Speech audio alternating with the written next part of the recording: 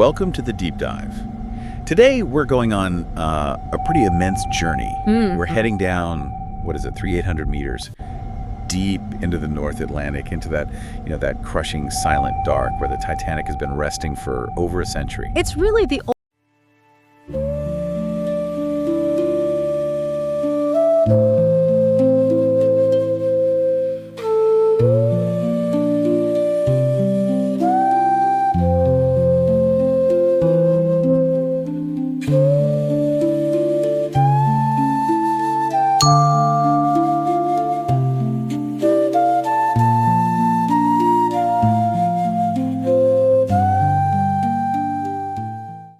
Exactly. The goal is to connect that huge macro tragedy to the tiny, intimate details that are still down there.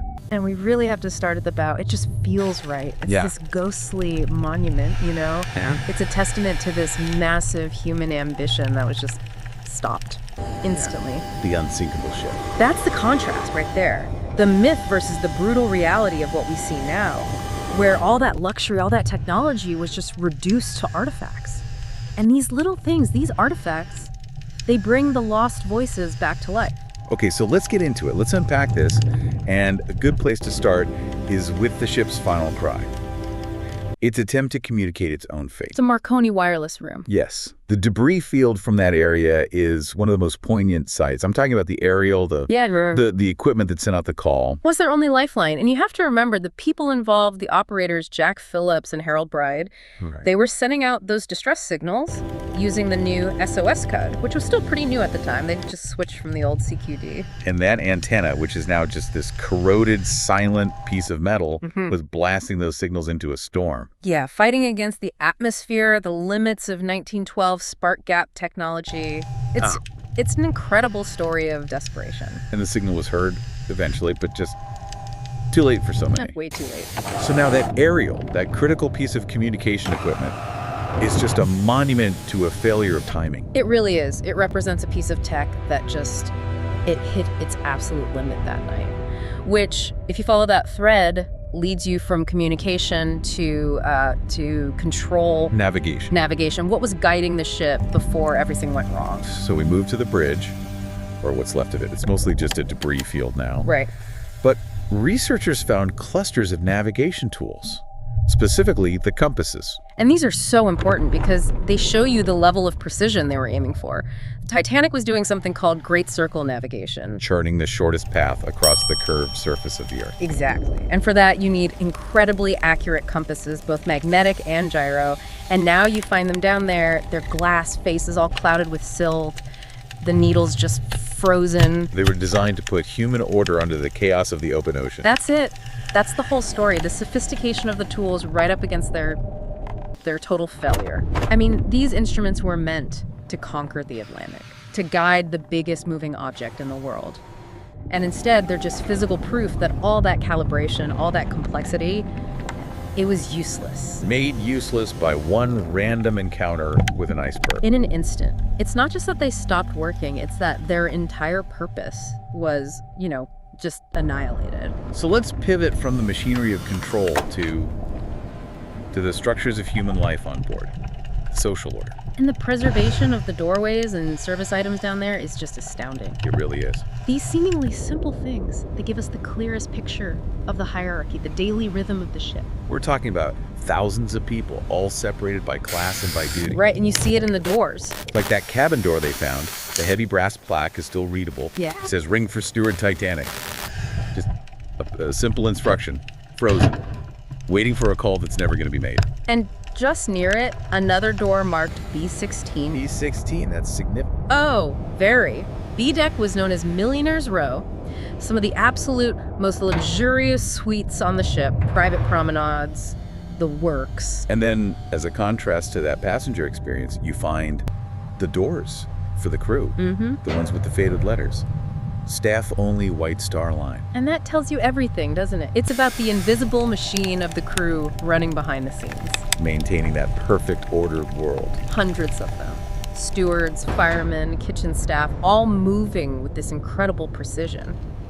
Those doors, they represent that rigid line between the people being served and the people providing the service. A line that became completely irrelevant when the ship started to go down. Totally irrelevant. Which brings us to maybe the most powerful symbol of that dissolved hierarchy. The porcelain. The famous shattered plate, found in fragments, but the inscription, it survived. It clearly says first class. A plate that once symbolized the absolute height of Edwardian luxury. And refined taste, yeah, and now it's just pieces.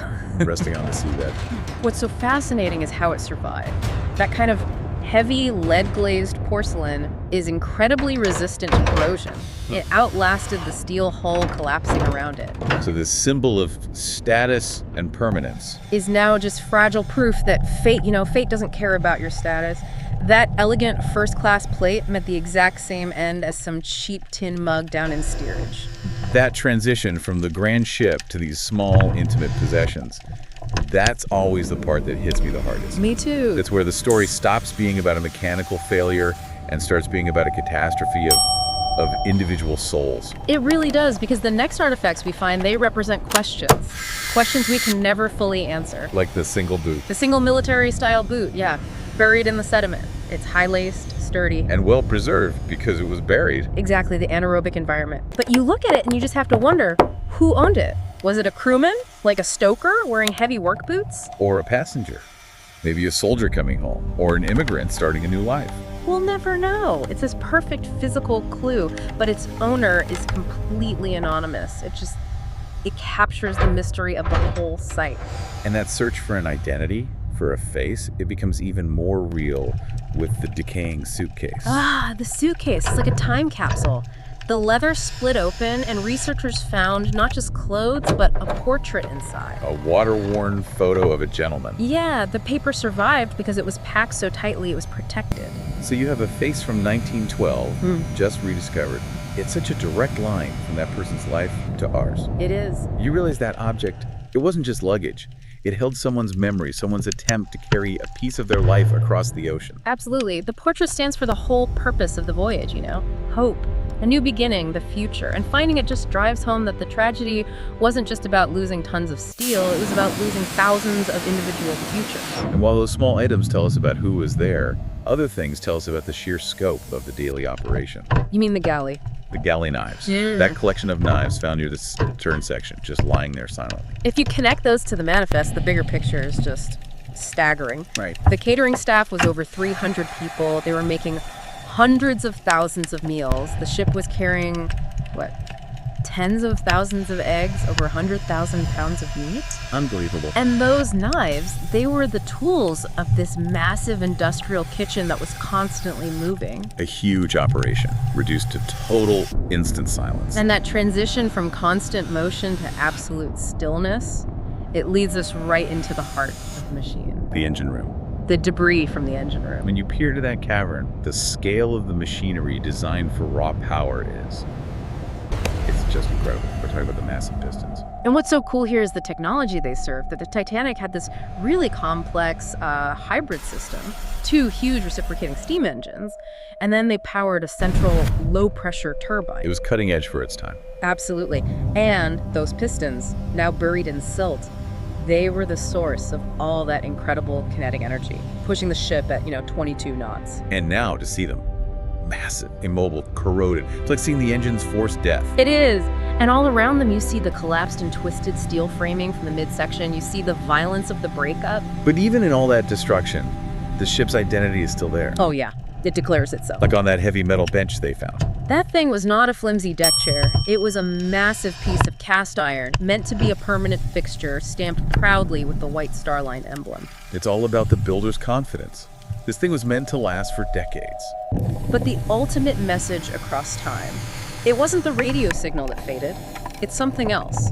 The final signature. The final signature. The maker's mark. Down in the darkness, researchers are brushing away rust and sediment from this heavy iron plate, and they reveal that stamp. Harland and Wolff, Belfast. Harland and Wolff. The shipyard that was the industrial heart of Belfast. Employed thousands of people. And that little plate is their message across a century. It connects their workshop directly to the final resting place of their greatest creation. Wow. It connects the ambition of the designers, the pride of the engineers, right to the reality of the ocean floor. That stamp was meant to represent imperial confidence, industrial dominance. A mark of enduring quality. And instead, it became its epitaph. This has been an incredible deep dive. And when you analyze all these artifacts, the steward's bell, the compasses, that final maker's mark, you're reminded that every single relic is a doorway. The knowledge we get is about connecting these individual moments, whether it's a piece of porcelain or a massive piston, to one of history's greatest tragedies. And if you think about that stamp, the Harland Wolff signature, it leaves you with this final provocative thought. Yeah. Just think about the sheer industrial power, the audacity it took for a group of people in Ireland to decide to build the largest moving object in the world. And they put their name on it. A declaration of ownership and legacy.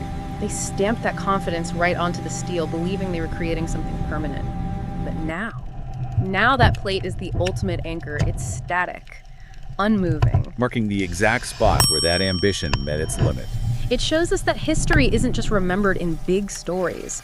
It's rediscovered silently in these frozen details, the remnants of utility and luxury lying together, telling us just how fragile even our greatest achievements can really be.